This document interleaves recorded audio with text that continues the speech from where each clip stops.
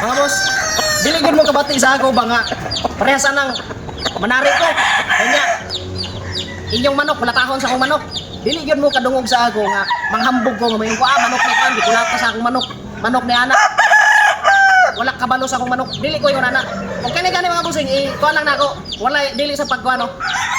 Katong July 5, 3 wins nga nag-double champion ko. Shout out to sa akong amigo si Engineer Biloy. Nagka-enkwentro mi. 4 ka bisis.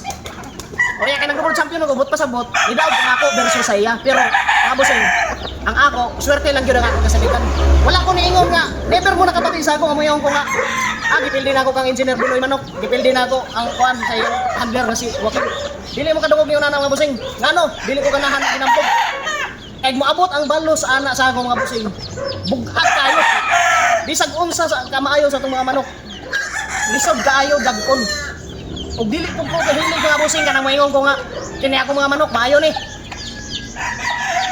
Dako og chance nga mudaog or mo champion sa mga derby dili ko mag-una-una mga busing.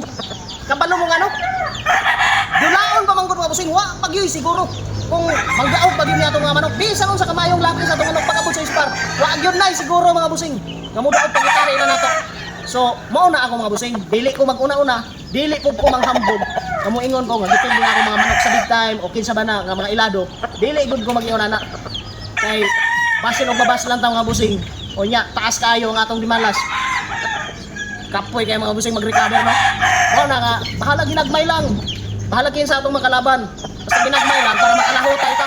Makalahutay ta sa atong mga apilan. Bahalag pabitay lang atong apilan. Basta importante makapili tag kinsay atong makalaban. Wala man ta mahadlok no kung kuan. Pero makita nato daan kung kayahon ba sa atong mga manok. Ang sa ako ang importante mga busing bahalag kinsay tagyas kalaban. Bahalag kung sa nila napagkondisyon.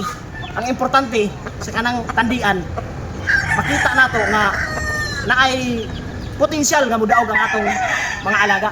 So maura na mga busing, dili lang ta manghambog sa atong mga manok bisag unsa pa kaayo. Salamat kayo sa tanan mga busing.